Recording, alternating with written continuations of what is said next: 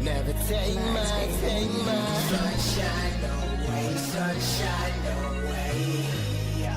Never take my sunshine away, sunshine away.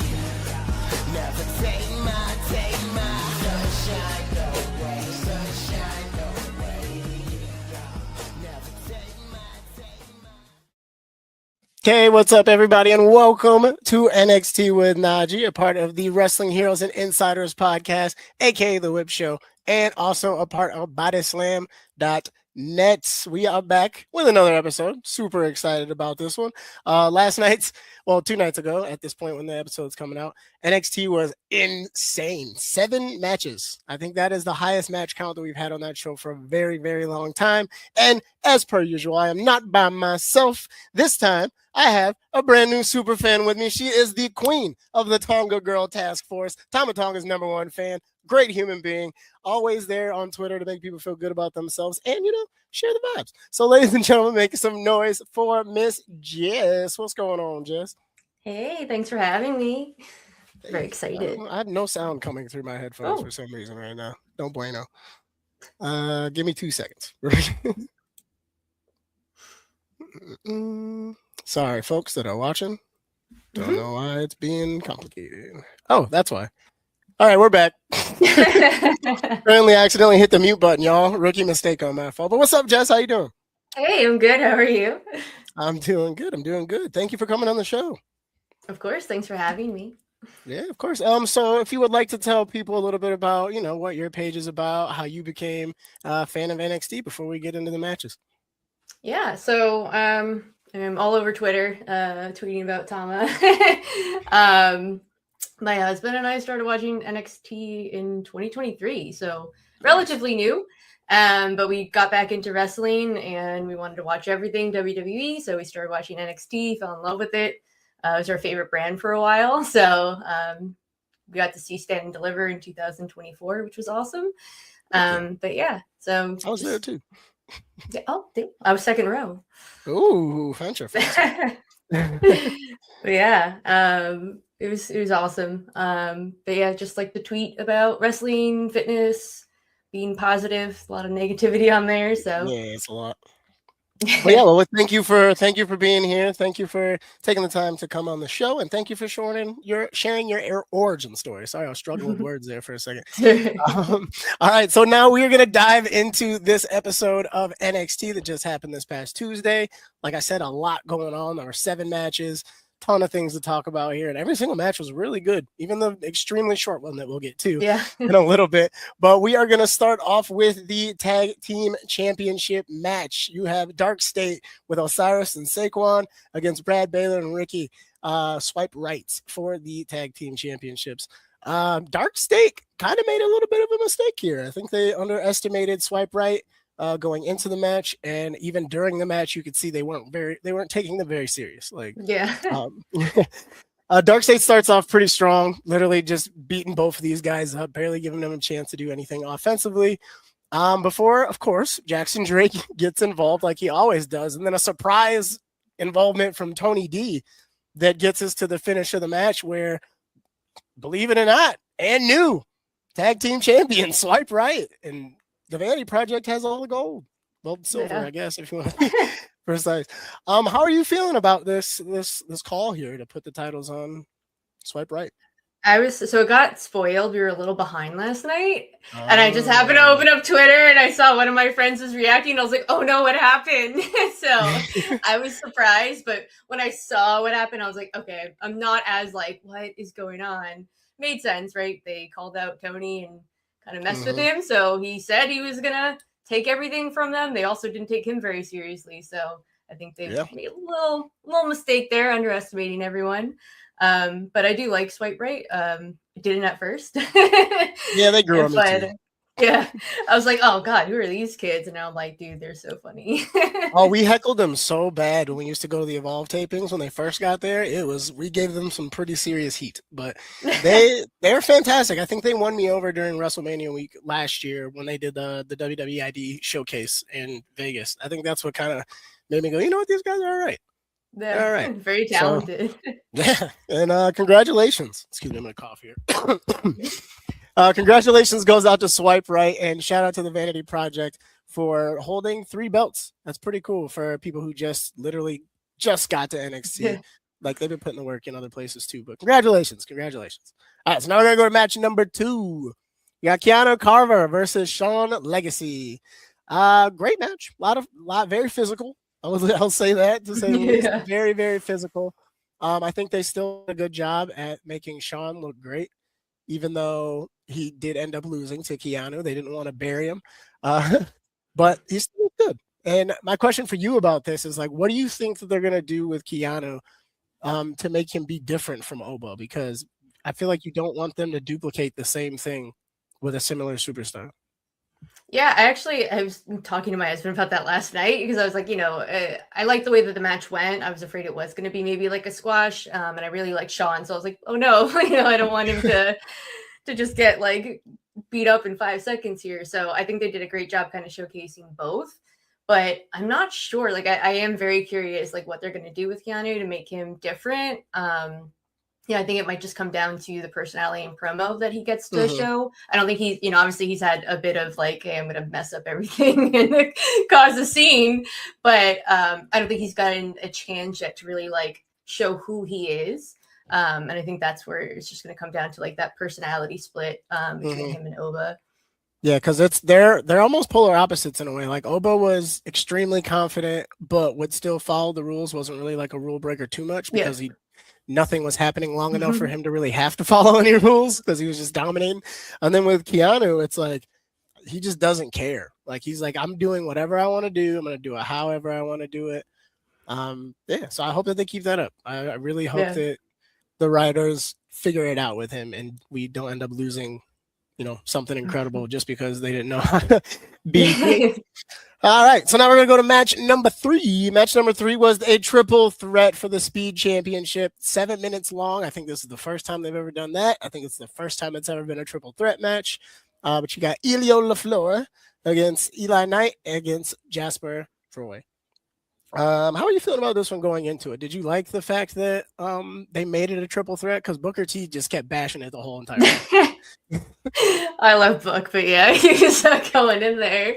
I thought it was like more interesting. I'm not gonna say like, oh, I don't like the speed matches, but it's easy to sort of like lose focus because it's only 3 minutes. So it's just kind of like, okay, a lot of stuff's going on. If I like look down for a couple of seconds, I feel like I missed the match. So when I saw that this was going to be 7 minutes and a triple threat, I was a little bit more interested to be like, okay, like how are they going to do this? What's the outcome going to look like? Because now you have 3 people with, a time limit.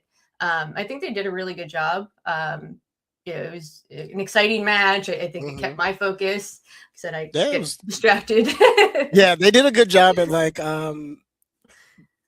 making it believable that it was 2 small guys against 1 big guy. Like obviously they try to jump him at one point in time. Obviously Jasper had his moment where he took them both out.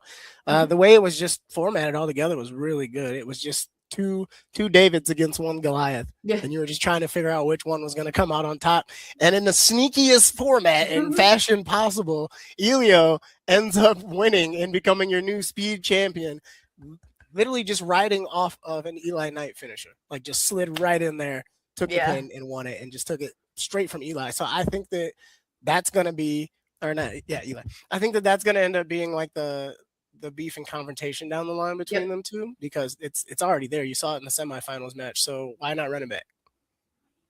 Yeah, why not? I think they built something good there where you can kind of build from that and say like, okay, like I was gonna do that. I hit kind of like it was like a recoil there. Went back and slid right in. That's beautiful stuff. That's a good way. That's what I mean by you gotta take advantage of every opportunity. And Elio did exactly that. So congratulations to Elio LaFleur on becoming the new WWE Speed Champion. Now we're going to move on to the quickest match of the night. Even faster than the speed match that's coming up right after this. We have for the Women's Championship, you got JC Jane versus Sol Ruka. People have been waiting for this match for a long time. And what happened in the match we had been waiting for even longer. The second she put like the second the introductions were over with, they cut the camera back and Zarya just spears the hell out of Soul and then picks her up, hits her with an F5 and says, good luck, and slides out. JC makes the match start because Soul still gives a thumbs up to the ref. JC absolutely just destroys Soul with her back fist or backhand, whatever it is, gets the 3 count, and Zarya just continues to beat the hell out of Soul. But congratulations to JC. I know. The only reason we laugh and the only reason we get so like into it is because this has been like a year that all of this has been building up, and it finally happened. I yelled last week. I was like at Zarya, I'm like, why did you just forgive her? I'm like, this is so dumb. And then as they were coming out last night, I'm like, something feels off. Like, I don't trust this. She was smirking a little too much. It was a little too get along. He was too quick of a apology. Like, okay, I'll forgive you. I'm like, don't trust this. But it finally happened. The turn we were all waiting for. We were just trying to figure out if it was going to be Soul who turned or if Zarya just had enough of it. But after this match and after everything, Zarya walks up to JC and is like, since I just helped you, help me out. Give me a title shot next week. So next week, Zarya's got her chance. I'm curious if Soul's going to interfere or if Zarya pulls off the big one. What are you feeling? What do you think is going to happen there? I'm hoping that Soul doesn't. If she truly is Zarya's friend, maybe she will forgive her for what she did and kind of let her have her moment. But yeah, I'm hoping that it's clean, and I would love to see Zarya win.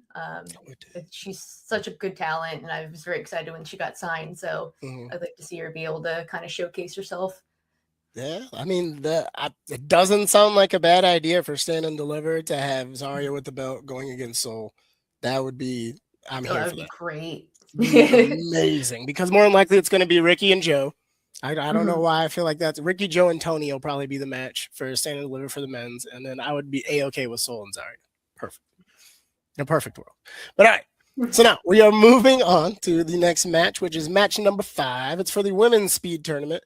You got Thea Hale versus Blake Monroe, the rematch that everybody's been waiting on, because you know what happened last time with Blake taking the L to Thea, and a lot of people are still talking about that and still very surprised about that. But this match basically is the same thing. It's a speed match. You only get 3 minutes. Within the first minute, something crazy happens. Thea starts off very strong. Blake slides out of the ring. Thea, I guess, is conversating with the ref about whatever, and Jada Parker comes and knocks Blake right out, throws Blake back in the ring. Thea hits her finisher, and within 2 minutes, Thea has beat Blake again. And now is moving on in the speed tournament to where she will face either Ren Sinclair or Nikita Lyons, whoever wins that one next week, to see who moves on. So how are you feeling about this whole Blake Monroe story now? Because it seems like it's just been all over the place ever since she accidentally lost that title.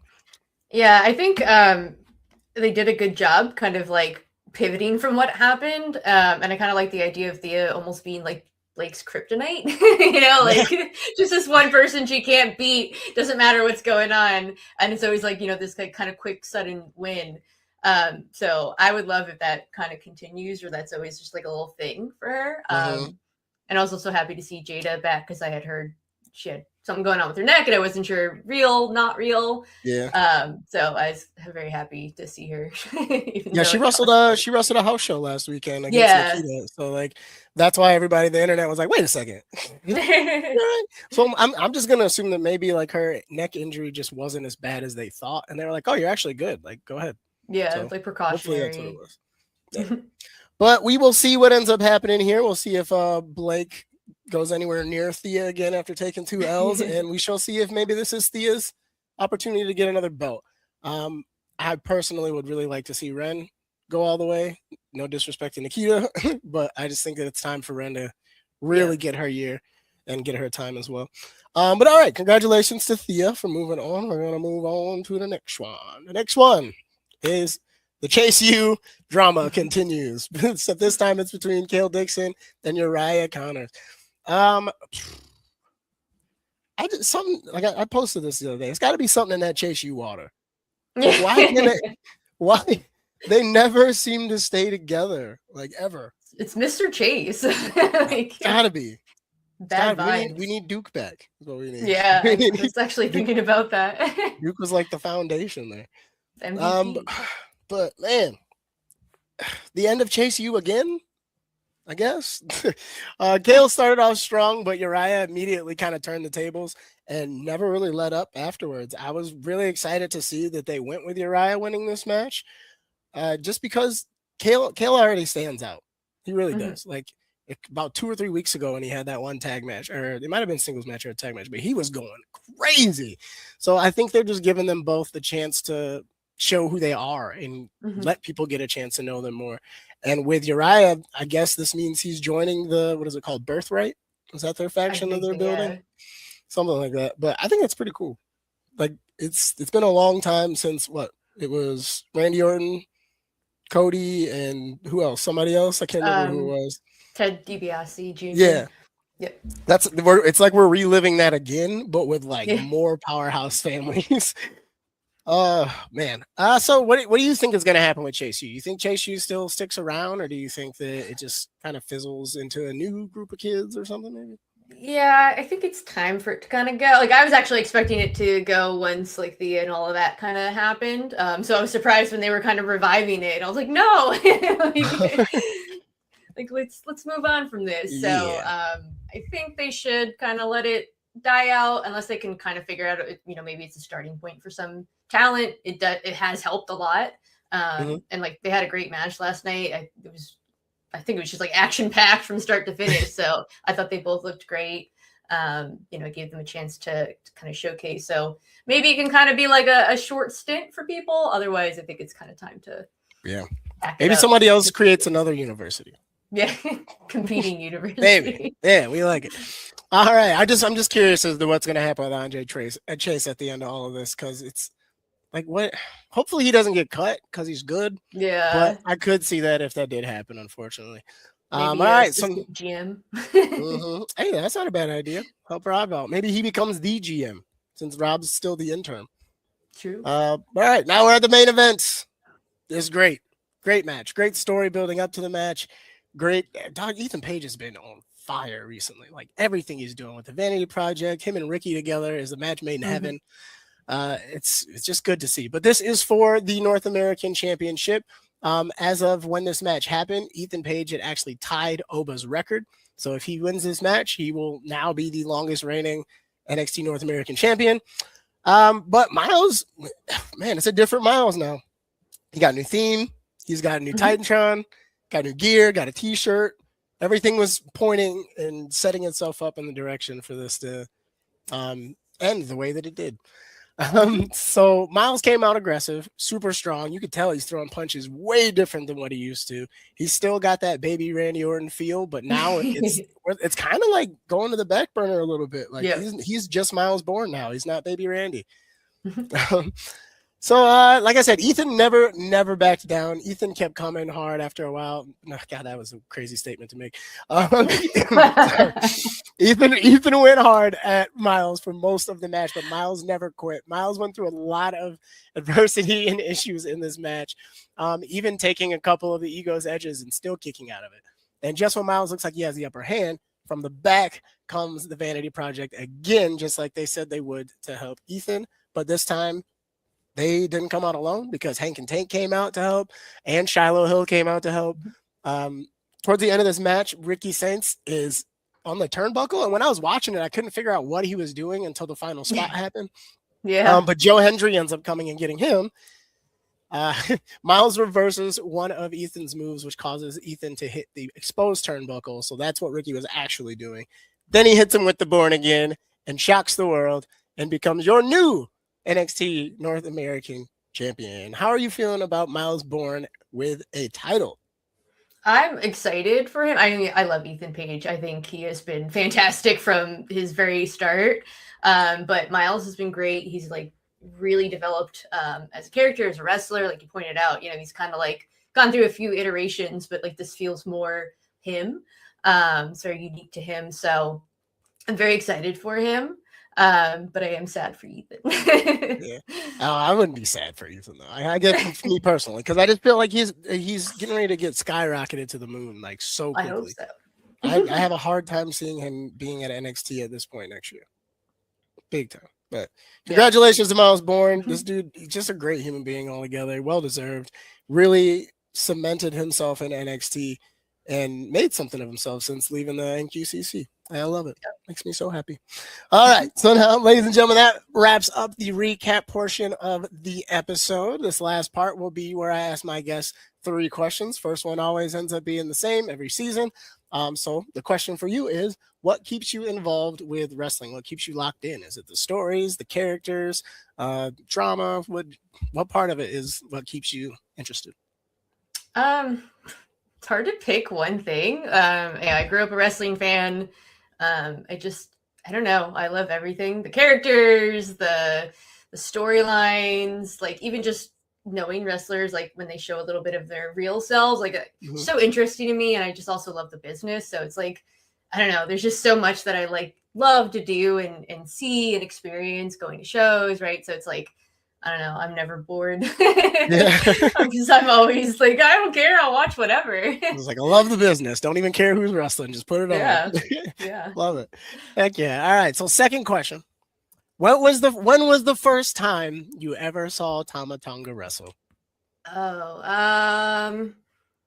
so I looked him up. So I was like in and out of wrestling, just kind of like reading stuff on Reddit, like keeping myself up to date, but I wasn't fully watching it when he was back in New Japan.